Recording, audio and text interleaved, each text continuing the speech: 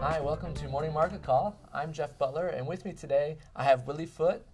He works for Root Capital, and he is a social entrepreneur. Welcome to the show, Willy. Thanks, Jeff. It's great to be here at BYU. Thank you. So tell us a little bit about Root Capital and some of the things that you guys are involved in currently. So Root Capital, we're a social investment fund that's working to build rural prosperity and sustain the environment in Latin America and Sub-Saharan Africa. Okay. So we're investing in grassroots businesses that can dramatically improve livelihoods in rural communities, that can increase income, quality of life for the 1-acre farmer in a place like Ethiopia. So we were founded in 2010 as a nonprofit. Founded in 2000, 10 years ago as a nonprofit, okay, and been pioneering finance for small and growing businesses like farmer cooperatives, artisan associations, a new generation of agricultural entrepreneurs that can really help move rural populations out of poverty and become engines for sustainable development. So in a place like where we're working, Mali, Uganda, Bolivia, most recently Haiti, they can create alternatives to short-term survival tactics like slash and burn agriculture and illegal logging and fuelwood collection, so many things that trigger environmental destruction and actually worsen poverty. Right. Wow, so you're really involved in creating kind of a sustainable way of life and a way of prosperity for these people in these different areas. That's exactly right. That's great. So what you do is really classified as social entrepreneurship, but how does that differ with traditional entrepreneurship as most people know it? So to my mind, a traditional entrepreneur is a creator of an innovation that kind of disrupts the status quo.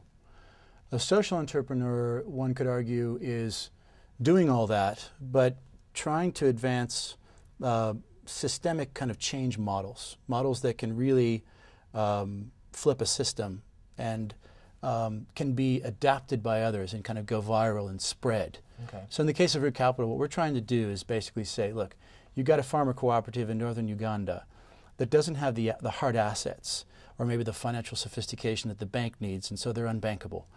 But they actually have a product that, say, a Whole Foods or somebody else might want to buy. Right. They have bankable revenue and cash flow. So you can do kind of agricultural trade finance and lend against forward contracts, purchase orders instead of the hard assets the bank needs.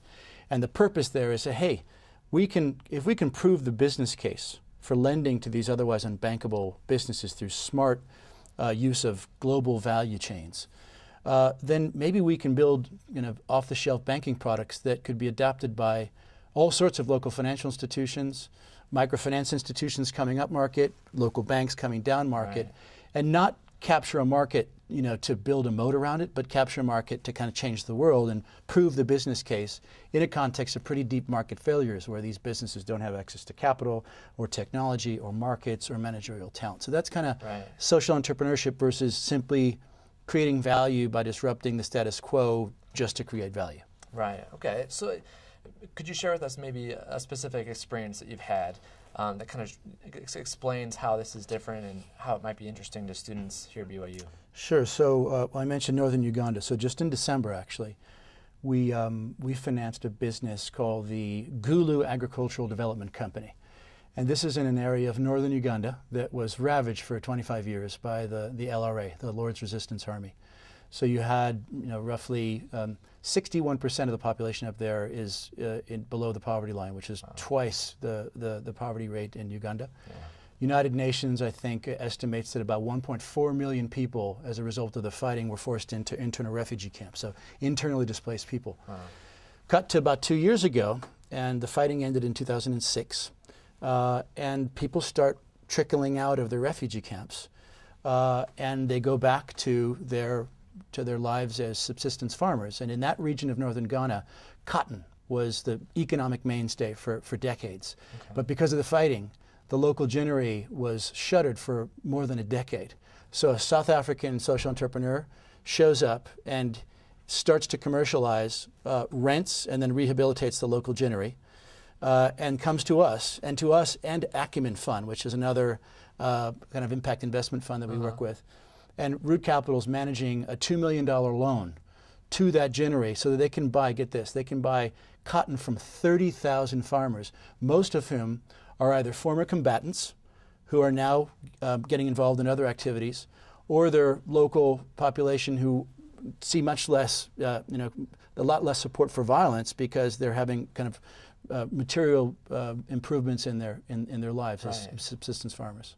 Wow, that's amazing. So it's really driving social reform in these areas as well, taking people out of bad situations and really helping them be productive citizens in their own country. Yeah, it's a bit of, there's a strong link between investment, impact investing, and post-conflict reconstruction, where the truth is capital's coward sometimes.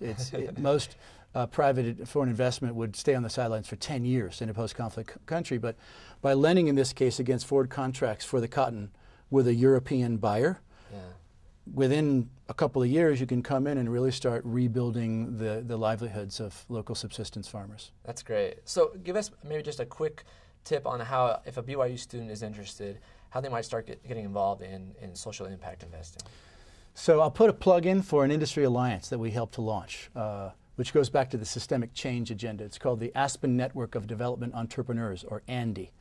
And ANDE is a new program at the Aspen Institute, and it's kind of quickly become, was launched 2 years ago, kind of the epicenter for infrastructure building for what we call the missing middle. Too big for microfinance, too small, too risky, too remote for traditional banks. And ANDE has about 100 members now, and if I were a student at BYU, I would surf the ANDE website and really study those businesses, understand what they do, what their business model is, what's their approach, and then look for opportunities to volunteer while you're a student, either during the year or during the summertime. In the case of Root Capital, just an example, and we have probably 6 or 7 Root Fellows at any given time. We're based in Boston, so a lot of interns from Harvard Business School, from the Kennedy School, but from other places in the country. And last summer we had a fellow named Michael Lewis, who's a Haitian student at Harvard Business School, who spent the entire summer leaving no stone unturned looking at agricultural businesses in Haiti. Wow. And he played a material role in us being able to do our very first loan in Haiti in December, which was to a cooperative of about 3,000 small-scale coffee farmers in southeastern Haiti. So I think volunteering while you're a student and not getting too focused in on what you're going to do after, and it makes a lot of sense if you go back to a corporate job, you may need to do that for financial reasons or to build your experience, but take the advantage of the summer or while you're a student to kind of get your hands dirty in some of the social enterprise activity. Awesome. Great advice. And thank you so much, Willy, for being on our show today. We really appreciate you coming in and being willing to impart some of this experience with us. My pleasure, Jeff. Thanks for having me. All right. And thanks again for watching, and we'll see you next time on Morning Market Call. Morning Market Call is brought to you by the Marriott School of Management in cooperation with the Brigham Young University Department of Communications. MMC is made possible by generous donations from Larry TASHJIAN and Gary Williams.